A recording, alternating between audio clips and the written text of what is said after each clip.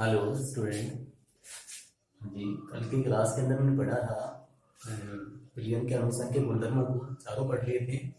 उसके अंदर विसरण भी, परासरण भी, प्रतिलोम परासरण भी और उस परासरण दाब से विलय के मूल्य द्रव्यमान की गणना भी पढ़ ली थी।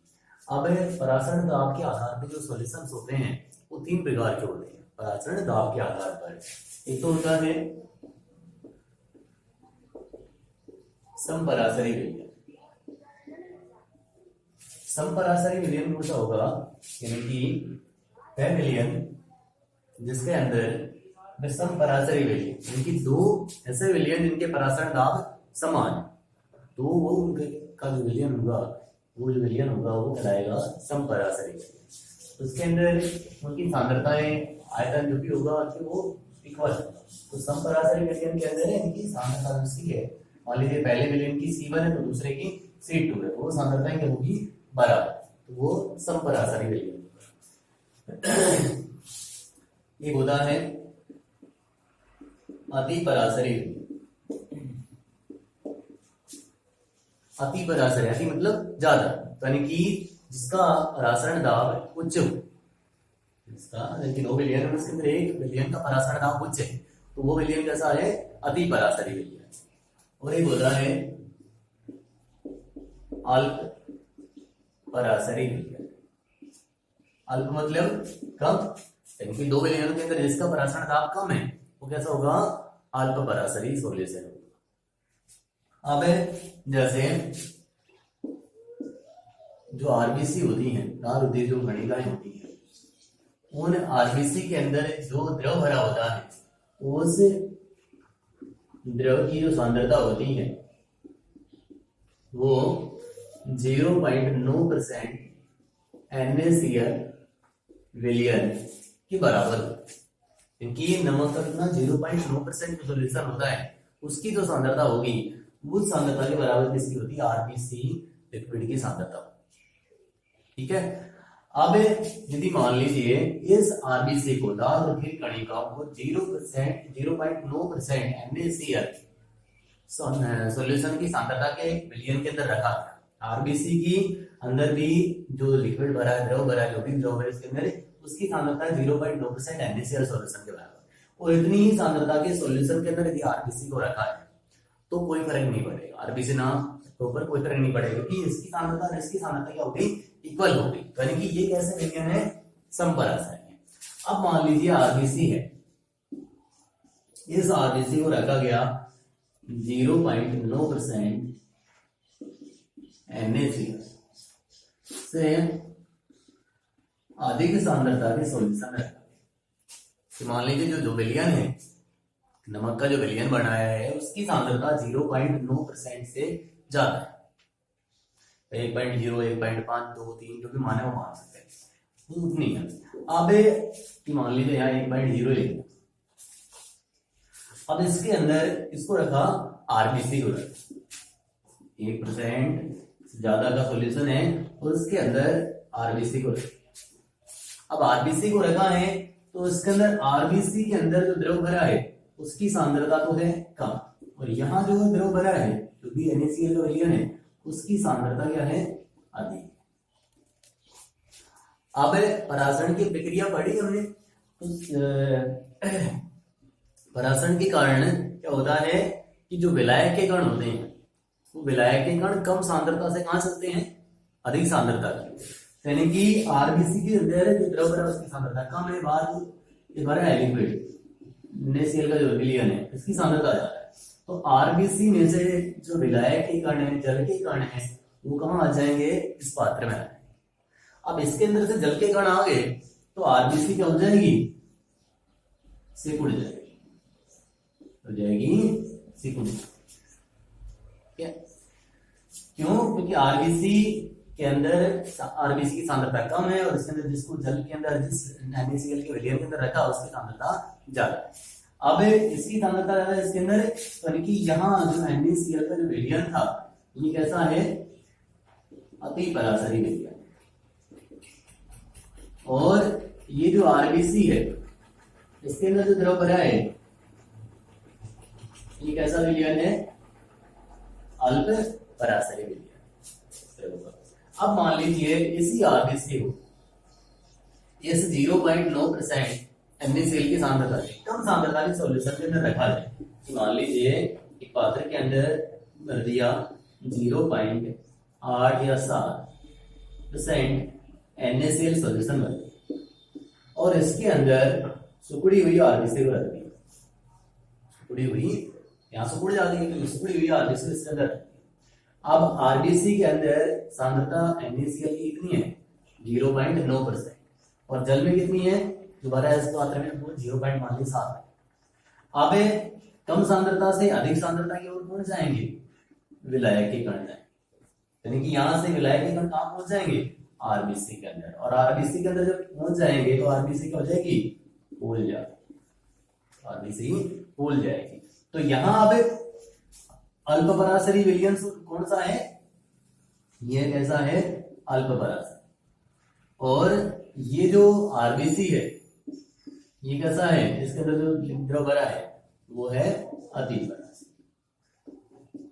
ठीक है, तो इस तरह से 3 तरह के सॉल्यूशन हो जाएंगे, अति पराशरी, अल्प पराशरी और सम पराशरी। इसके बहुत सारे एग्जाम्पल है पराशरी के भी। बताया था कि मान लीजिए जो कैरी है उसको काट के उसके ऊपर नमक लगा दिया जाए तो उसके अंदर से जल बाहर निकलने लगता है और थोड़ा सा वो सुखड़ जाती है। तो क्यों, क्योंकि जब नमक लगाए तो नमक की सांद्रता बाहर जा जाती है और उसके अंदर थी कम, इसलिए विलायक के कण कम सांद्रता से अधिक सांद्रता की ओर आगे वो सिकुड़। किसमें इसका भी एग्जाम्पल ले सकते हैं, तो इस तरह से बहुत सारे इसके एग्जाम्पल हो जाएंगे। तो ये हो गया पराशर दाब के आधार पर सॉल्यूशन से प्रकार। प्रतिलोम पराशर रिवर्स ऑस्मोसिस बता दिया कि पराशर दाब से ज्यादा लगाएंगे तो रिवर्स और जो सिस्टम में इसमें बता दिया। बाकी है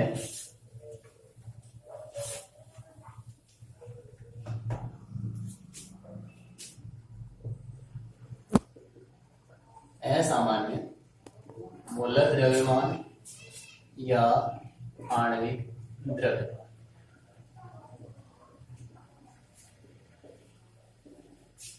ऐसा देखो, सामान्य और असामान्य मतलब है कि मान लीजिए किसी भी विलय को विलय के अंदर घोला, उसके बाद में किसी का तो वियोजन होता है, टूटते हैं, और कोई जुड़ते हैं, संगुणन होता है। लेकिन कोई ऐसे भी विलय होते हैं जिनका ना तो वियोजन होता है ना ही संगुणन होता है। तो जिनका किसी विलय के अंदर मिलाने के बाद संगुणन वियोजन कुछ भी नहीं होता है तो सामान्य होता है। लेकिन असामान्य में क्या होगा कि जैसे किसी विलायक के अंदर किसी विलय को मिलाया, उसके बाद में विलय के कणों का संगुणन हो या वियोजन, तो उसके कारण उसकी कणों की संख्या में परिवर्तन आ जाता है, तो फिर वो मूलक द्रव्यमान या आणविक द्रव्यमान क्या कहलाता है, असामान्य आणविक द्रव्यमान कहलाता है। और इस असामान्य आणविक द्रव्यमान को ज्ञात करने के लिए वाइंडाप ने गुणांक दिया था, इसने समझाया था वाइंडाप, जिसे कहते हैं वाइंडाप गुणांक, जिसे आई से डिनोट करते हैं। वियोजन है संगुणन की मात्रा को निर्धारित करने के लिए कितना संगुणन हुआ है, उसके लिए वाइंडाप ने गुणांक दिया जिसे आई से डिनोट करते हैं। आई क्या होता है कि प्रेक्षित मान किसी का भी बटे सिद्धांत, प्रेक्षित मान बटे सिद्धांत। प्रेक्षित मिले तो वहां देखा गया कि वियोजन हमारा सिद्धांतिक मान शुरू का प्रारंभिक दर कितना, या फिर कह सकते हैं कि आई बराबर हो जाएगा संगुणन या वियोजन के बाद विलय के कणों की संख्या बटे संगुणन या वियोजन से पूर्व कणों की संख्या। विलय के कणों की संख्या बात हो रही है, विलय कणों की संख्या, तो वाइंडाप गुणांक ज्ञात करें। अब एक एग्जांपल लिया, जैसे मान लीजिए NaCl को जल के अंदर घोला, उसके बाद में उसके वाइंडाप गुणांक को ज्ञात करना है। अब NaCl को जब जल के अंदर घोलता है तो संगुणन होता है, वैरिक वियोजन होता है। वह NaCl है, जल में घोलने पर क्या होगा, टूटेगा, Na+Cl। इधर एक कण था, इधर कितने हो गए, 2 कण, तो इसका क्या हो रहा है, वियोजन हो रहा है। तो उसके वाइंडाप गुणांक ज्ञात करें तो आई बराबर क्या हो जाएगा, संगुणन वियोजन के बाद कणों की संख्या, तो कितने हो गए, 1 और 1 2, बटे प्रारंभ में कितना है 1 माना, तो कितना हो गया आई का मान 2 हो गया। लेकिन ध्यान रहे यदि यहां लिखा हुआ है कि NaCl का 100% वियोजन, वियोजन कितना हो रहा है 100% हो रहा है, तब आई का मान क्या है, तब तो 2 आई। यदि मान लीजिए प्रश्न है कि NaCl का 50% वियोजन होने पर आई का मान क्या है, क्वांटा गुणांक क्या, तो 2 नहीं आएगा। देखो 50%, यदि मान लीजिए हम कण कितने मान लिए NaCl, प्रारंभ में कितने कण हैं 2 कण, ठीक है। अब 2 कण है तो 50% वियोजन क्या होगा, एक का होगा और एक का नहीं होगा। एक का हो गया वो तो हो गया Na+Cl, और दूसरे का जिसका नहीं हुआ वो NaCl के कितने करते हैं 2 थे, एक से में कोई परिवर्तन नहीं हुआ, एक के अंदर Na+Cl, तो 50% हुआ, ठीक है। अब प्रारंभ के अंदर अणु की संख्या कितनी है 2, बाद में कितने हुए 1, 2 और 1 3। अब आई का मान ज्ञात कर सकते हैं, तो प्रेक्षित मान या फिर कह संपूर्ण वियोजन के बाद अणु की संख्या कितनी, ठीक है, प्रारंभ में कितनी है 2, तो 1.5, तो ये हो गया वियोजन है संगुण की मात्रा ज्ञात। और इस संगुण में वियोजन की मात्रा को कुछ उसके अंदर है जो अणुसंघ के गुणधर्म है उनके अंदर भी शामिल करके भी ले सकते हैं। अणुसंघ के गुणधर्म लिखे ना, वास्तव में आपेक्षिक अवनमन, क्वथनांक, उन्नयन, हिमांक अवनमन, तो उसके अंदर भी इसे शामिल करके लिखा जा सकता है। तो उसके अंदर शामिल करके लिखेंगे आई की वैल्यू को इस तरह लिखेंगे,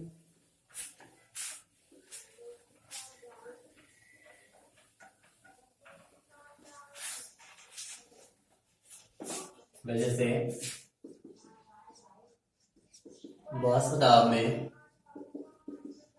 आपेक्षिक अवनमन क्या था, P1 नोट माइनस P/P1 बराबर किसके था, विलय की मोल वेग x2। अब विलय की मोल वेग के बराबर था तो वांटाक गुणांक को शामिल करके सकते हैं I इंटू एक्स, आई गुणा कर लेंगे।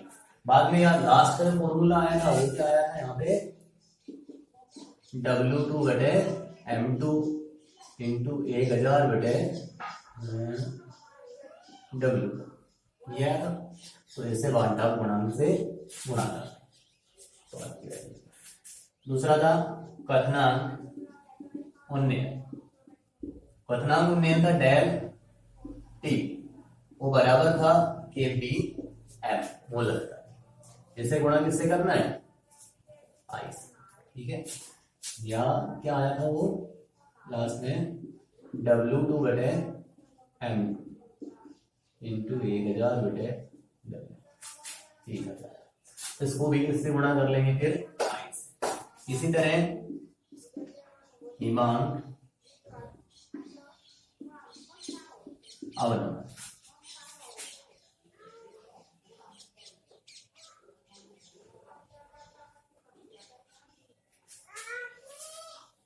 इसको देखेंगे, सोल्व करके देख लेना, I इंटू x2 लिखेंगे, बाद के अंदर x2 के अंदर वैल्यू रखेंगे, मोल की संख्या लिखेंगे, तो लास्ट में फॉर्मूला है तो देख लेना।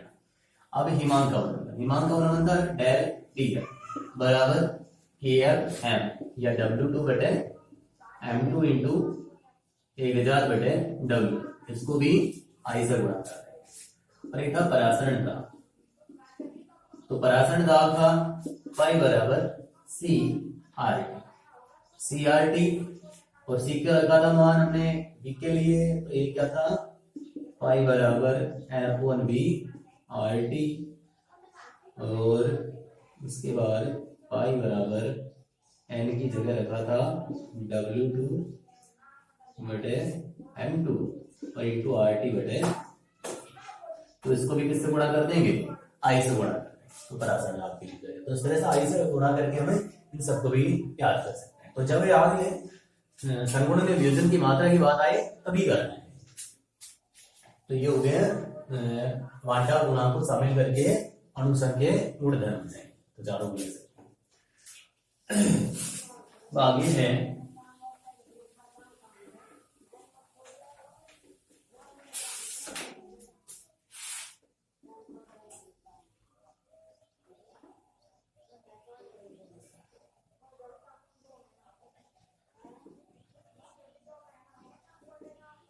वांटा गुणांक व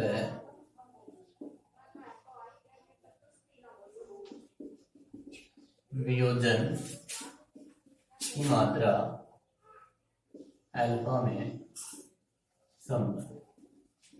क्या वांटा पूर्णांक और वियोजन की मात्रा के अंदर संबंध, इसी तरह से वांटा पूर्णांक और संगुणन की मात्रा दोनों के अंदर रिलेशन निकालें। तो पहले इसकी बात करें, वांटा पूर्णांक और वियोजन की मात्रा अल्फा के अंदर संबंध कि ए रिएक्टेंट बी प्रोडक्ट, कि पहले ए है बाद में क्या हो गया बी। प्रारंभ के अंदर कण कितना माना ए, ठीक है सैद्धांतिक मानी। यहां वियोजन हुआ, यहाँ प्रारंभ में कितना है 0, उसके बाद वियोजन हुआ और वियोजन के बाद में कितने हो गए कण, अल्फा कण हो गए। अब अल्फा हो गए तो ध्यान रखें जब वियोजन होता है तो कणों की संख्या बढ़ती है, तो इसलिए उसे मोल की संख्या या m से गुणा कर, और जब संगुणन हो तो कणों की संख्या में कमी आती है तो फिर m से भाग देना है। तो यहाँ वियोजन के बाद अल्फा हो गया, ये अल्फा इसमें से कम हुआ, यहाँ लिख देंगे वियोजन के बाद, और ये वियोजन से प्रारंभ, एक है इधर 0, ये हो गया वियोजन के बाद अल्फा, ये अल्फा किसमें से कम हुआ 1 में, तो 1 माइनस अल्फा। जब वियोजन होगा तो जो वियोजन के बाद कणों की संख्या उसे m से गुणा करना, जब संगुणन होगा तो कणों की संख्या घटती है इसलिए m से भाग देना, ये हो गया। अब वांटा गुणांक आई पर, आई क्या होगा वियोजन के बाद कणों की संख्या बटे वियोजन से पूर्व कणों की संख्या। तो वियोजन के बाद कितना बल, ये तो बच गया 1 माइनस अल्फा, और कितना हो गया ये n अल्फा, तो बाद में कितना हो गया भाई, ये भी वैल्यू बच रही है और ये हो गया, क्योंकि वियोजन के बाद कणों की संख्या दोनों जुड़ेगी, 1 माइनस अल्फा प्लस में n अल्फा, और प्रारंभ में कितनी थी 1 मानी थी, तो इनके i बराबर हो जाएगा 1 माइनस अल्फा प्लस में n अल्फा। ये i बराबर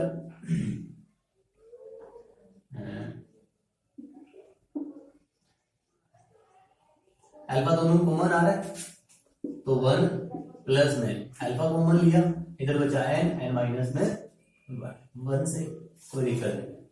अब 1 को इधर ले आए, i 1 इधर आएगा माइनस, तो i माइनस में 1 बराबर अल्फा और n माइनस में 1। याद करनी वियोजन की मात्रा अल्फा, अल्फा बराबर हो जाएगी i माइनस में 1 बटे n माइनस में, तो ये रिलेशन। तो वियोजन की मात्रा ज्ञात कर लेंगे, क्या चाहिए हमें वांटा पूर्णांक सी और मोल की संख्या n सी, तो वियोजन की मात्रा अल्फा ज्ञात हो जाएगी। तो ये तो हो गया वियोजन की मात्रा वांटा गुणांक आई रिलेशन। यदि मान लीजिए वियोजन की मात्रा ना हो के किसकी बात कर रहे हैं हम, संगुणन के लिए, वांटा गुणांक आई व संगुणन की मात्रा अल्फा में संबंध। ए इधर लिखा हमने बी, प्रारंभ के अंदर 1 माना, ये कितना है 0 है, उसके बाद हुआ संगुणन, संगुणन के बाद कितना हो गया अल्फा, अल्फा कम हुआ किसमें से 1 में से, संगुणन से कणों की संख्या कम होगी इसलिए भाग किसका दिया n का। उसके बाद वांटा पूर्णांक i बराबर क्या होगा वियोजन के बाद, यहाँ संगुणन हो तो संगुणन के बाद कणों की संख्या, तो कितना बच रहा है इधर 1 माइनस अल्फा, और ये बच रहा है इधर n अल्फा बटे कितना, पहले कितना था 1, ठीक है। अब i बराबर लिख दिया 1 माइनस अल्फा प्लस में अल्फा बटे n। अब पूरी समीकरण को यदि n से गुणा कर दे, तो n से गुणा कर दे ये हो जाएगा ni, ये n माइनस में n अल्फा प्लस में n अल्फा बटे n, तो n से n कैंसिल हो जाएगा, यहाँ क्या बचेगा अल्फा, यानी पूरी जो समीकरण है